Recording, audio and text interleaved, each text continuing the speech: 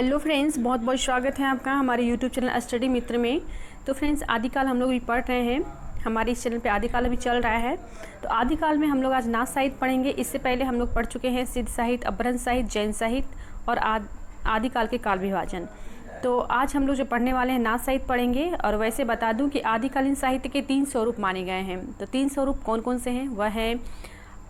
वह है नाथ साहित्य और सिद्ध साहित्य, रासो साहित्य। तो सिद्ध साहित्य तो हम लोग पढ़ चुके हैं। नाथ साहित्य आज हम लोग पढ़ेंगे और रासो साहित्य जो है नेक्स्ट टॉपिक में हम लोग पढ़ेंगे।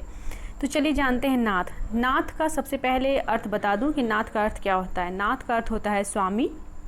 जैसे कि वैष्णव धर्म में स्वामी बोला जाता है, वैसे ही शैव धर्म में इन्हें यानी स्वामी को नाथ बोला जाता है।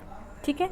और हिंदुओं की मुख्यतः जो है 4 संप्रदाय हैं। तो 4 संप्रदाय जो हैं वह कौन कौन से हैं? वह हैं वैदिक, वैष्णव, शैव और स्मार्त। शैव संप्रदाय के अंतर्गत ही शाक्त, नाथ और संत संप्रदाय आते हैं। नाथ संप्रदाय जो है भारत के एक हिंदू धार्मिक पंथ है। मध्य युग में उत्पन्न इस संप्रदाय में बौद्ध, शैव तथा योग की परंपराओं का समन्वय दिखाई देता है। ठीक है। अगर नाथ संप्रदाय की बात अगर की जाए तो यह भारत की एक हिंदू धार्मिक पंथ है, जिसमें कि उत्पन्न इस संप्रदाय में बौद्ध धर्म या बौद्ध संप्रदाय, शैव संप्रदाय तथा योग की परंपराओं का समन्वय दिखाई देता है, संबंध दिखाई देता है। किसमें? नाथ संप्रदाय में। यानी कि नाथ संप्रदाय में बौद्ध संप्रदाय, शैव संप्रदाय तथा योग संप्रदाय, इन सभी परंपराओं का संबंध दिखाई देता है। यह हठ योग साधना पे आधारित पंथ है। अगर क्वेश्चन में ऐसा पूछा जा सकता है आपसे कि नाथ संप्रदाय जो है किस साधना पे आधारित है, तो नाथ संप्रदाय जो है वह हठ योग साधना पे आधारित है। ये आपको ध्यान में रखना है। इस संप्रदाय के प्रथम गुरु एवं आराध्य शिव हैं। इस संप्रदाय के प्रथम गुरु जो हैं वह और आराध्य भी शिव हैं। कौन से शिव? ये किसी का नाम नहीं है, ये भगवान शिव हैं। ठीक है। भगवान शिव को ही इस संप्रदाय में प्रथम गुरु एवं आराध्य माना गया है। वही भगवान शिव जिसकी पूजा हम लोग शिवरात्रि के दिन करते हैं, जिसकी पूजा हम लोग सावन में करते हैं। वैसे तो किया जाता है, कभी भी आप कर सकते हैं, लेकिन मेन रूप से देखा जाए तो शिवरात्रि और सावन इन्हीं सभी में पूजा होती है इनकी। तो वही शिव भगवान इस संप्रदाय के प्रथम गुरु भी माने गए और आराध्य भी माने जाते हैं। अब देखिए, इस संप्रदाय में अनेक गुरु हुए, जिनमें से गुरु मच्छिंद्र नाथ या कहे मत्स्येंद्र नाथ तथा गुरु गोरखनाथ का नाम जो है सर्वाधिक प्रसिद्ध है। ऐसे इसमें देखा जाए तो बहुत सारे गुरु हुए इस संप्रदाय में, नाथ संप्रदाय में, लेकिन मच्छिंद्र नाथ या मत्स्येंद्र नाथ जो है ये दोनों एक ही हैं। दोनों में कन्फ्यूज नहीं होना है। कोई अगर दोनों में से कोई अगर एक नाम से आ जाए क्वेश्चन में तो ये मत समझिए कि ये अलग नाम है, वो अलग नाम है। दोनों एक ही पर्सन का नाम है, एक ही आदमी का नाम है। ठीक है। मच्छिंद्र नाथ और गुरु गोरखनाथ जो है इसमें सर्वाधिक प्रसिद्ध हुए इन सभी गुरुओं में, ये ध्यान में रखना है। और देखिए, नाथ संप्रदाय के प्रवर्तक या संस्थापक मच्छिंद्र नाथ माने जाते हैं। वैसे अगर बात की जाए कि नाथ संप्रदाय के प्रवर्तक कौन है, संस्थापक कौन है, तो मच्छिंद्र नाथ। ठीक है। और इसकी वजह से आज मैं आपको क्या बताऊं कि इसकी वजह से मुझे 1 घंटा लगा सर्च करने में, देखने में। बार बार मैं हर किताब में देख रही थी, हर जगह उलट के देख रही थी। मैं बहुत कन्फ्यूज कर रही थी कि मच्छिंद्र नाथ होंगे या फिर गोरखनाथ होंगे। ठीक है। तो इसमें बहुत ज़्यादा कन्फ्यूज कर रही थी कौन हो सकते हैं नाथ संप्रदाय के प्रवर्तक, क्योंकि मेरे ध्यान में था कि गोरखनाथ ही होंगे, लेकिन गोरखनाथ नहीं है, मच्छिंद्र नाथ है नाथ संप्रदाय के संपादक। और गोरखनाथ जी जो हैं वह हठ योग संप्रदाय के हैं। ठीक है। मतलब हठ योग की स्थापना उन्होंने की थी, ना कि नाथ संप्रदाय के वो प्रवर्तक कहे जाते हैं। तो क्वेश्चन में अगर आपसे पूछा जाए कि नाथ संप्रदाय के प्रवर्तक या संस्थापक कौन माने जाते हैं, तो वह है मच्छिंद्र नाथ। ध्यान में रखिएगा। भारत में नाथ संप्रदाय को योगी, जोगी, नाथ, अवधूत, कौल, उपाध्याय आदि नामों से जाना जाता है। भारत में नाथ संप्रदाय को किन किन नामों से जाना जाता है? तो योगी, जोगी, नाथ, अवधूत, कौल, उपाध्याय आदि नामों से जाना जाता है। इन सभी नामों से पूरे भारत में इस संप्रदाय के लोगों को जाना जाता है। इनके कुछ गुरुओं में शिष्य मुसलमान, जैन, सिख और बौद्ध धर्म के भी थे।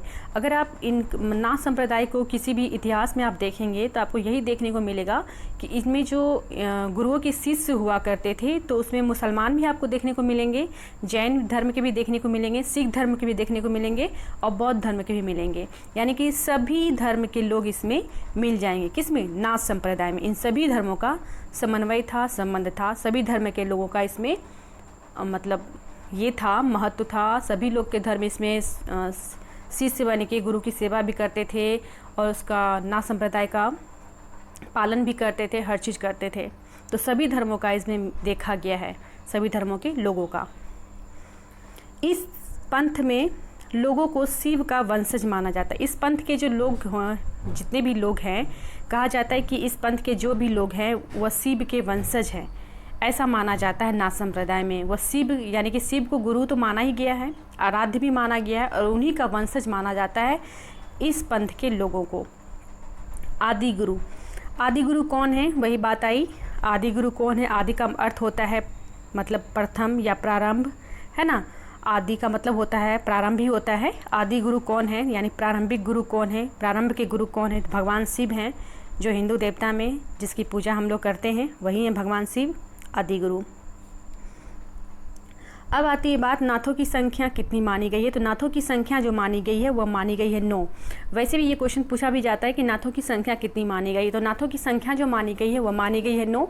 तो देखते हैं नाथों की संख्या में जो 9 मानी गई है किनके किनके नाम आते हैं।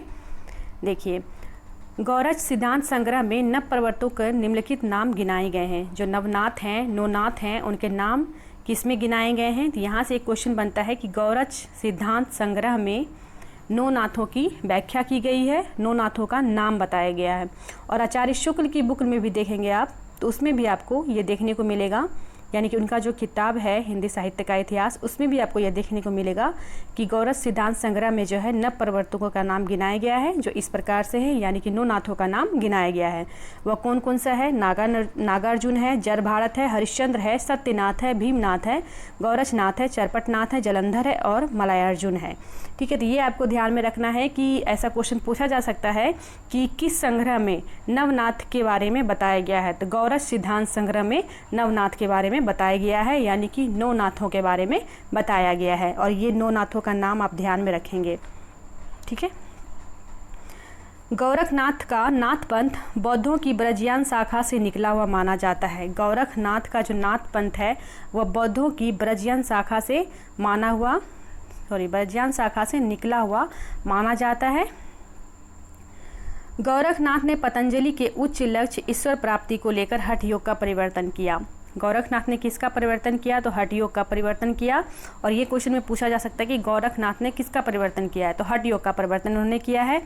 और किसको लेकर? तो पतंजलि के उच्च लक्ष्य और ईश्वर प्राप्ति को लेकर उन्होंने हठ योग का परिवर्तन किया। सिद्धों की वाम मार्गी भोग प्रधान योग साधना की प्रतिक्रिया के रूप में आदिकाल में नाथ पंथियों की हठ योग साधना आरंभ हुई। अब आती है बात कि आदिकालीन साहित्य में नाथ पंथियों का जो आरंभ हुआ कब हुआ? तो सिद्धों की वाम मार्गी भोग प्रधान योग साधना की प्रतिक्रिया के रूप में आदिकाल में नाथ पंथियों की हठ योग साधना का आरंभ हुआ और यहीं से इसकी आरंभ मानी जाती है। आचार्य हजारी प्रसाद द्विवेदी के अनुसार, आचार्य हजारी प्रसाद द्विवेदी जी ने कुछ नाथ संप्रदाय के बारे में, नाथ पंथ के बारे में कुछ कहा है। देखते हैं क्या कहा है। तो आचार्य हजारी प्रसाद द्विवेदी के अनुसार नाथ पंथ या नाथ संप्रदाय के सिद्ध मत, सिद्ध मार्ग, योग संप्रदाय, अवधूत मत एवं अवधूत संप्रदाय नाम भी प्रसिद्ध है। और ये जो है इम्पोर्टेंट है एग्जाम के दृष्टिकोण से। ऐसा पूछा जा सकता है कि ऐसा किसने कहा नाथ संप्रदाय के बारे में? तो हजारी प्रसाद द्विवेदी जी ने। ये आपको ध्यान में रखना है।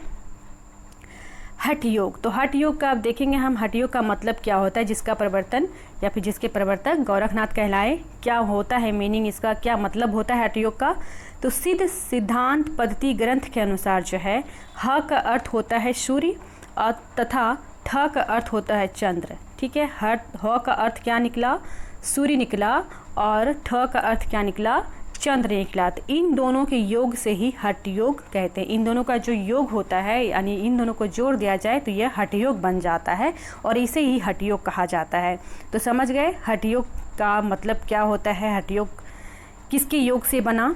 तो ह का अर्थ होता है सूर्य तथा ठ का अर्थ होता है चंद्र, और इन दोनों के योग से ही हठ योग कहलाया। इन दोनों के योग से ही योग को ही हठ योग कहते हैं।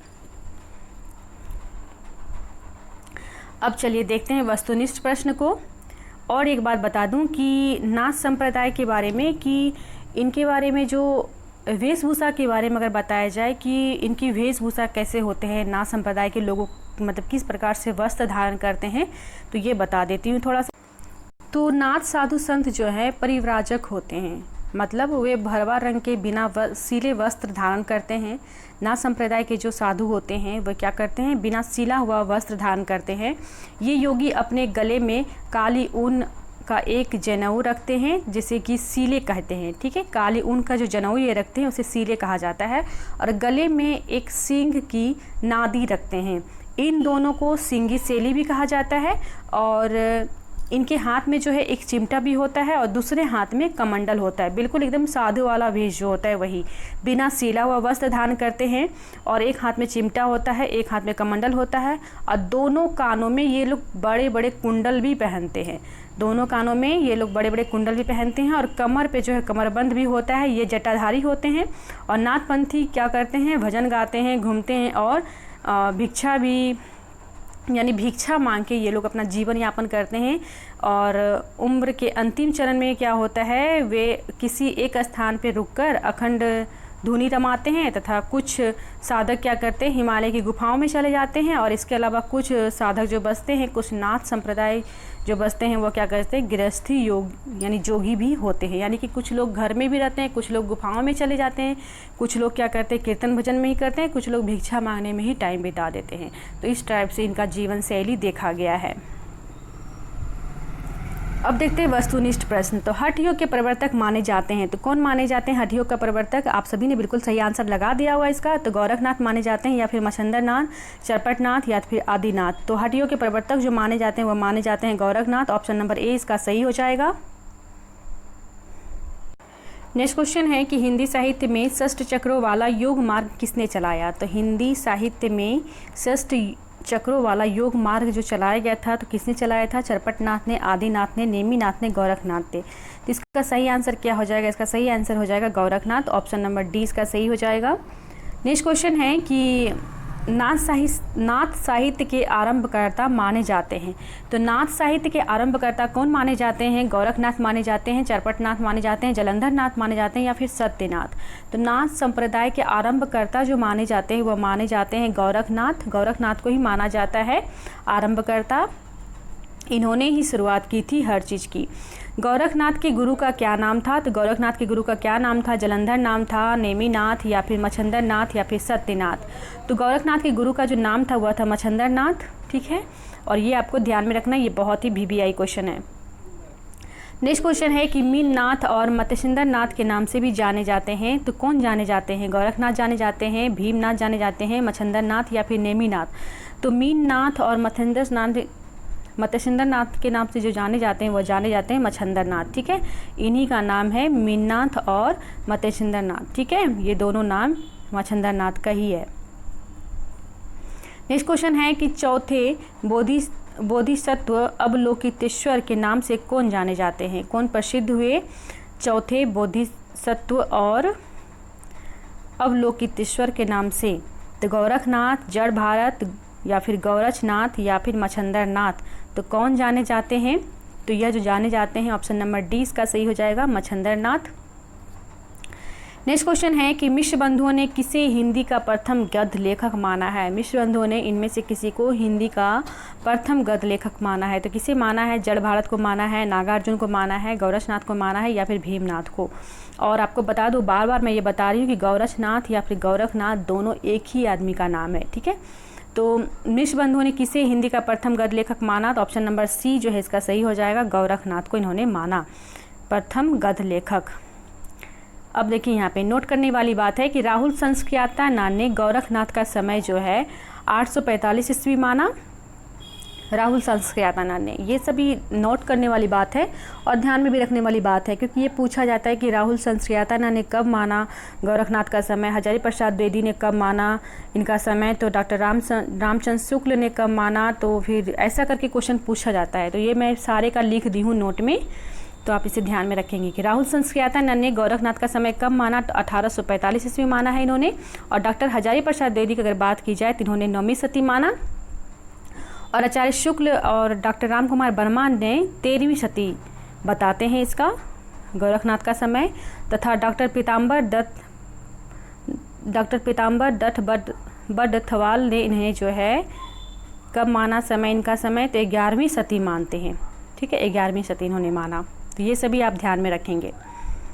अब देखिए, डॉक्टर पीताम्बर दत्त बड़थवाल ने गोरखनाथ के 14 ग्रंथों को प्रमाणित मानकर उनका संपादन जो किया है गौरखवाणी के नाम से संपादन किया है। और ये बहुत ही इम्पोर्टेंट क्वेश्चन है और ये पूछा गया है एग्जाम में। तो डॉक्टर पीताम्बर दत्त बड़थवाल ने गोरखनाथ के 14 ग्रंथों को प्रमाणित मानकर उनका संपादन किस नाम से किया, ऐसा क्वेश्चन पूछा जा सकता है। तो किस नाम से किया, तो गौरखवाणी के नाम से किया।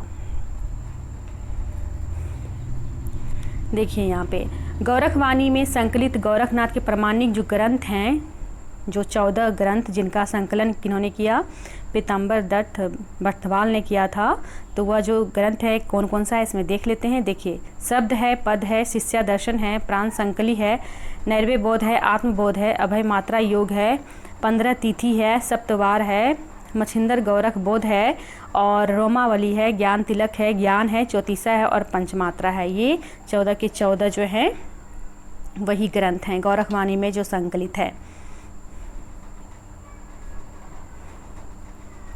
अब देखते हैं गोरखनाथ ने संस्कृत भाषा में लिखे ग्रंथ। गोरखनाथ ने संस्कृत भाषा में जो ग्रंथ लिखे उनका नाम जो इस प्रकार से, इससे भी क्वेश्चन कुछ ना कुछ रह सकता है।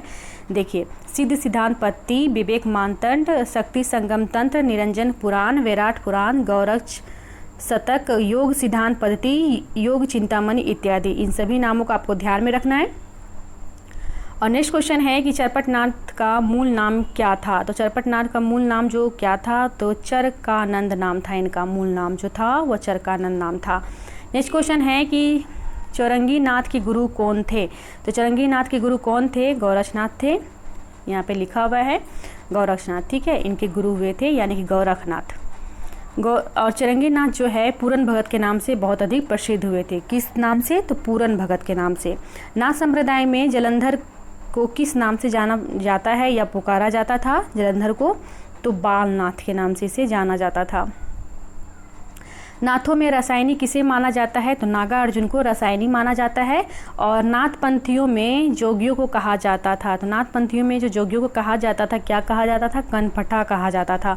और कनफटा क्यों कहा जाता था, तो मैंने वेशभूषा में बताया था कि ये लोग जो हैं अपने कान में क्या करते थे, भारी भारी कान की बालियां पहने करते थे, जिसे कि मतलब क्या करते थे ये लोग, नाथपंथ के जो योगी थे, तो कान की लो में जो है बड़े बड़े छेद करके उसमें एक स्फटिक की भारी भारी जो है कुंडल पहना करते थे, जिससे कि इसलिए इन्हें जो है कनफटा योगी भी कहा जाता था। तो कुंडल पहनने के अपने कान में बड़े बड़े कुंडल पहना करते थे। ठीक है, तो ये थे आज के मोस्ट इम्पोर्टेंट क्वेश्चन, और भी है एक दो। देखिए, नाथपंथियों की भाषा कैसी थी, तो नाथपंथियों की जो भाषा थी वह थी सादुकड़ी भाषा, जिसका ढांचा कुछ खड़ी बोली के लिए वे राजस्थानी थी। और नाथपंथ का प्रचार सबसे अधिक रहा, तो नाथपंथ का सबसे अधिक जो प्रचार रहा कहाँ रहा, तो राजपूतने तथा पंजाब की ओर अधिक रहा इसका प्रचार प्रसार। तो ये थे आज के महत्वपूर्ण क्वेश्चन नाथ संप्रदाय को लेके। उम्मीद करती हूँ कि आप सभी को अच्छी लगी होगी, इनके बारे में जान के अच्छा लगा होगा आप सभी को, नाथ संप्रदाय के बारे में जान के, और अच्छी लगी होगी ये वीडियो आपको। मिलते हैं अगले टॉपिक में, नेक्स्ट टॉपिक के साथ। तब तक के लिए धन्यवाद।